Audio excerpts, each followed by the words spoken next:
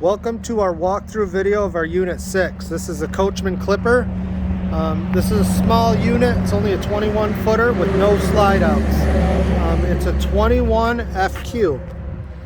So we'll go inside. This door has a strut on the bottom, so it only opens at a 90-degree angle. And it stays open pretty well until it gets really windy, then it'll shut on you. But the next thing is our monitor panel, kind of the brains of the operation. So the first thing we got is a water heater, and I got to do is you turn it on. When it lights, that light will go off.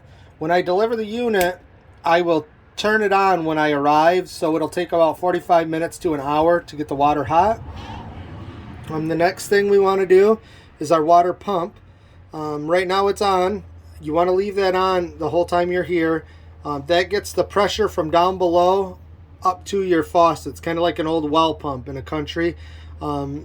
Again, you only got usually about 40 gallons, which does not last very long, so just make sure you use the park's facilities as much as you can.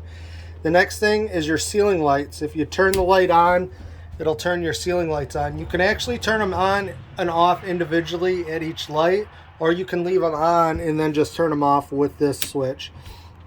The next thing is your monitor panel. You have a battery, your fresh water, your black is your toilet, and your gray is your sinks and showers. You have 4 lights up here. 1 light is empty, 2 lights is a third, 3 lights is 2/3, 4 lights is full. So if we've pushed the fresh water, it'll tell us how much onboard water we have. So right now all 4 lights come on, so we're good with water. As you use it, that will drop down. Your black is your toilet, so we're going to push that. It says it's empty. Sometimes the black toilet reads wrong. It gets a piece of toilet paper stuck on the sensor and it'll just read wrong. When I deliver the unit, your fresh water will be full and your toilet and your sinks and showers will be empty. The next one we push is your sinks and your showers.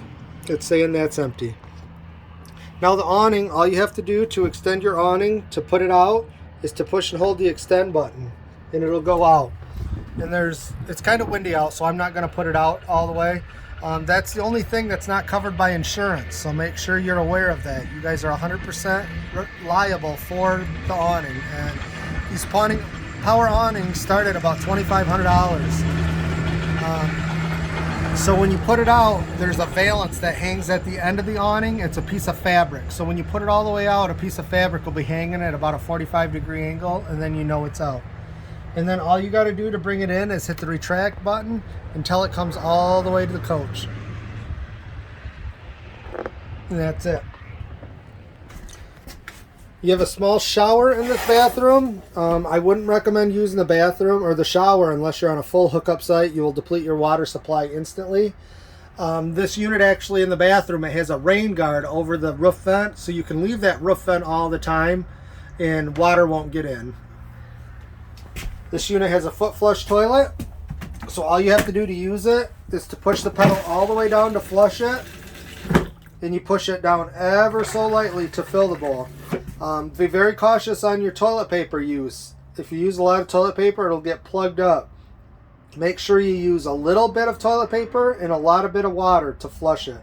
But if you don't, you'll get a plug, and it's not fun getting out. It's got a small sink. It's got small cabinets to put stuff in when you're staying. It's got a 3-burner cooktop, and all you have to do is this one doesn't have a self-igniter, so you got to use the included lighter. If you rent the kitchen tote, it'll come with a lighter. If not, it won't come with a lighter. But all you have to do is push down on this knob and then turn it to light, and then put the lighter on the burner and light it. Anytime you cook in a camper, make sure you use this exhaust fan. This gets heat and humidity out of the camper. Humidity is not good for the camper. So anytime you cook, use the fan. The next thing is your microwave. Just like the microwave you got at home, probably just a little smaller. You have your kitchen sink, which has hot and cold water. Next thing is your thermostat. The control for the temperature is on the top. So what you have down here is this is the temperature that it's at. So right now it's off. When it's all the way to the left, it's off. You just got to turn it. It pushes kind of hard, and then push it up to the temperature you want. This is the temperature that it's going to be. So you just got to kind of play with it at night and see where you like it. To turn it off, you make sure that it clicks to turn it off. The next thing is your air conditioner. It's on the ceiling. Now, your air conditioner controls are on this side. It only turns one way, so if you try to turn it, it won't turn.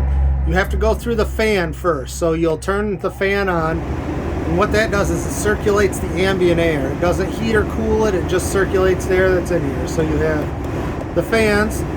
The cool is your AC. So right now it's on low, or you could put it on high. That runs all the time.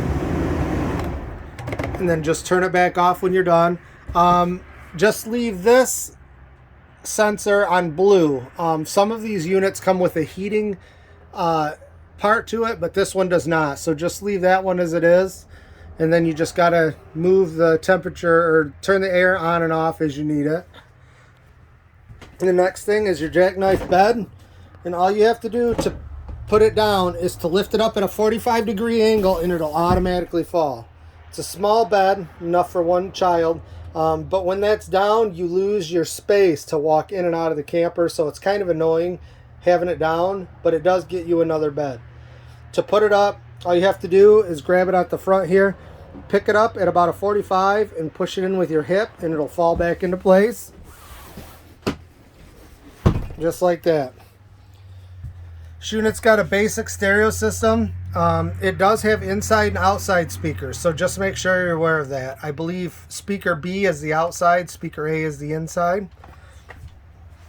It's got the dinette that turns into a bed, and all you have to do to turn it into a bed is you'll lift this tabletop up, and this bar system is in these sockets. So you'll lift it up, take this bar out, lay both of the bars on the floor, and then this tabletop will sit on these runners, and then the cushions just fall into place, and that'll create your bed. The bed in front has a piece of plywood under it. If you lift that plywood up, there's storage underneath the coach. Just make sure you double check all of the storage containers or areas before you leave. This one gets left a lot. To put it back down, just push the bed back down, and it'll go all the way down. You have two very small linen closets, I guess, for your clothes, and then a couple of storage areas up front. It also has a door to get out by your bedroom. Most of the time people just use the back door in the kitchen, but other than that, that ends our tour of our Unit 6.